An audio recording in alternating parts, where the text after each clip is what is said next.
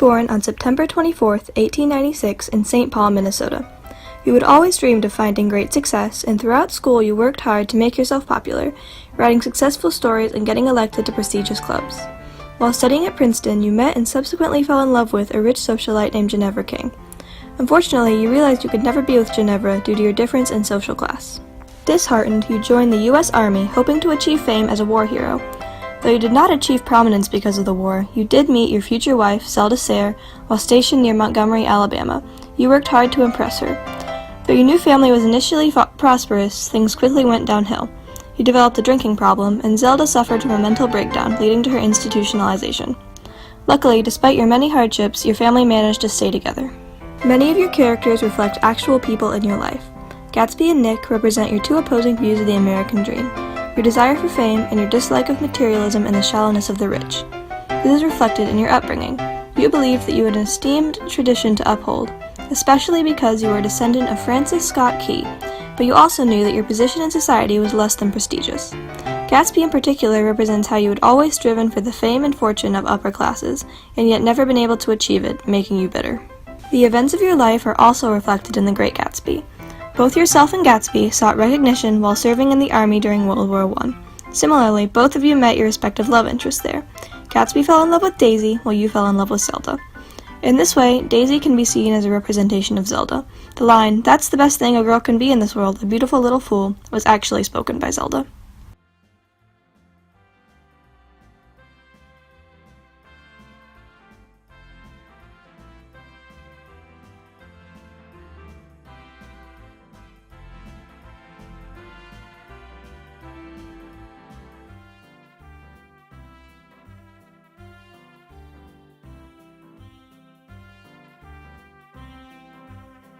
We have a plethora of famous and infamous people to invite to our party.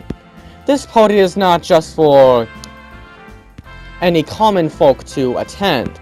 We've made sure that people from the top echelons of society, as well as people that you know in your personal life, will be at this party.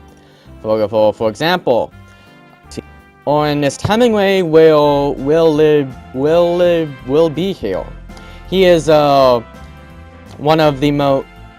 author of The Lost Generation, and you have had numerous encounters with him. You helped him out in his writing career early on. While you are initially friends with each other, Hemingway has grown resentful of you. You are very much rivals of one another, so don't be surprised if Hemingway will mock you in front of your friends. We've also invited one of the greatest entertainers there is, Al Jolson, one of the most famous comedians and actors on the Broadway scene. He was born Asa Jolson, but he changed his name in protest of his father and his background in general. He is extremely popular and beloved, but he is somewhat controversial for his use of blackface in his comedic routines. We've also invited Arnold Rothstein, aka The Brain. He's a leading figure in the Jewish mob in New York. He has several connections to various criminal activities, such as gambling, speakeasies, and narcotics. He's very talented at gambling, and he was one of the first kingpins to get in on the bootlegging of alcohol. His reputation as a gambling legend was solidified when he made thousands of dollars when the White Sox threw the 1919 World Series. He denied any role in fixing it. He probably did fix it, but one of his associates was arrested for it. He will also be accompanied by Lucky Luciano.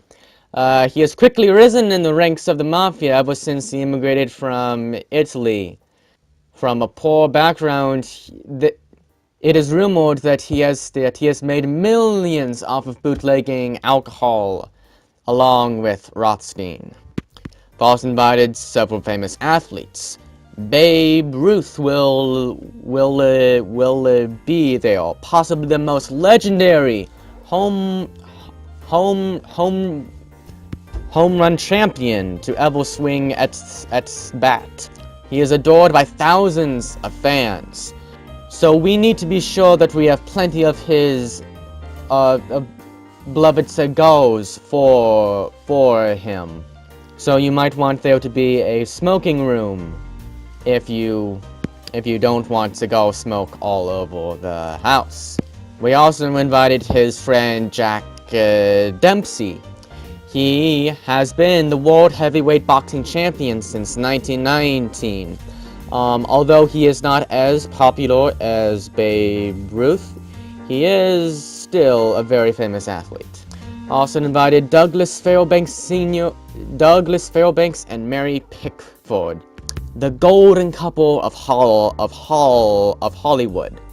Fairbanks has starred as the hero in numerous movies such as The Mask of Zorro and The Three Musketeers. He and Mary Pickford, along with D.W. Griffith and Charlie Chaplin, founded United Artists.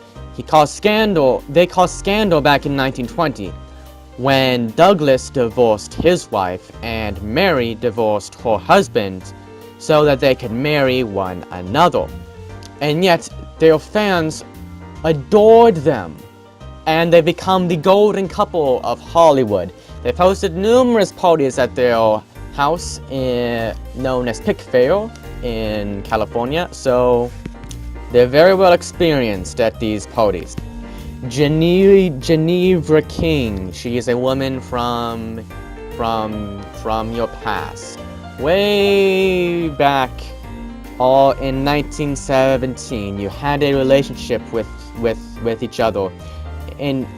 However, Geneva was upper class, a rich girl, and you were just a poor boy. The relationship was doomed, so you ended it.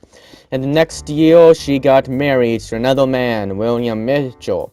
However, she is still your muse and is an inspiration to much of your work.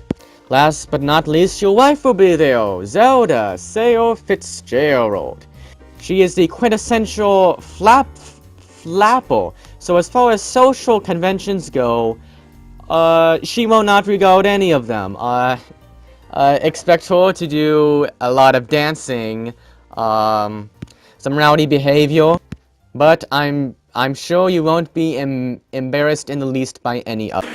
F. Scott Fitzgerald exhibits his style of writing through the use of his personal life as source material for his novels and short stories. His works, such as The Great Gatsby and This Side of Paradise, contain the issues of marital conflict, materialism, alcoholism, and the general decay in moral values from previous decades before. Similarly to other writers of his time, Fitzgerald demonstrates a semi-satirical commentary on American society during the 1920s through the abundant use of rhetoric, diction, and syntax. Fitzgerald specifically uses an expansive amount of foreshadowing, irony, flashbacks, and especially symbolism. The Great Gatsby specifically contains an immeasurable amount of significant symbols, from Gatsby's car to the clothes on his back. Fitzgerald utilizes every aspect of the characters he creates to relate their characteristics and lifestyle to the overall mood and thematic message of his novels. A key passage in The Great Gatsby that reflects Fitzgerald's methodology towards writing and character development occurs at the indistinguishable climax of the novel, constantly referred to as the longest day of the year. It starts, "Your wife doesn't love you," said Gatsby. "She's never loved you. She loves me." And it continues as, "So we drove on towards death through the cooling twilight." Fitzgerald immediately uses pathetic fallacy in the scene of high tensions as it occurs on presumably the summer solstice, day of general heat, as well as it being the longest day of the year, as said before. The pathetic fallacy is used again towards the end of the section as cooling twilight suggests the alleviation of the once high tempers. Fitzgerald uses examples of pathos to garner an emotional reflection onto the reader, as words such as slander, rapidly, and panic convey. This emotional diction, combined with the quick and decisive sentence structure, create a tone and mood that reflects annoyance and spontaneous dialogue.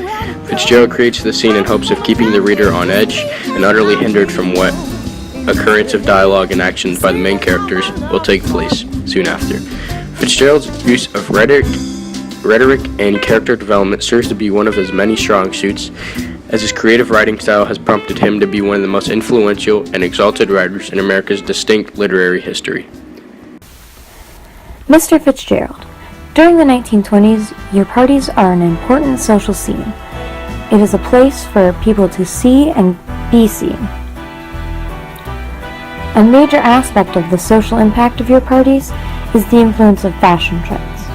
As the last generation returns home from the war, the cultural ideas of what is accepted and normalized begin to change, initially in small ways, such as more casual attire for men and a more lenient look at modesty for women.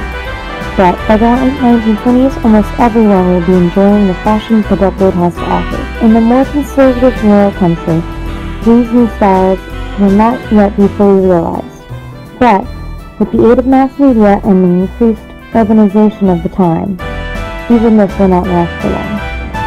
In the cities, meanwhile, the flapper movement is continuing to grow and prosper. Your own wife Zelda is a perfect example of the independent and free-natured spirit of the flapper. A girl more focused on fun and glitz and glam than modesty and refinement as the perfect Gibson girl of the past. And as for yourself, you are a trendsetter in your own right. Though at most formal events, you don the standard tailcoats. When it comes to casual affairs, you are a member of the upper class who sport the knickers and Oxford pants of the time. This style puts you a step above the common man in his ordinary sack suit. Because, Mr. Fitzgerald, in fashion, just like in most things in the 1920s, you are at the peak.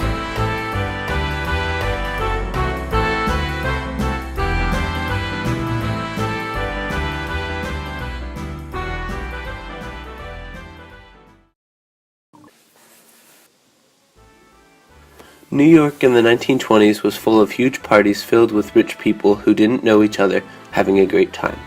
You threw many extravagant parties and had to feature lots of entertainment for your guests.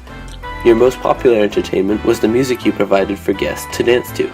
This music that you provided was called jazz. It was a very popular style of music that originated in New Orleans and spread across the nation, especially in New York.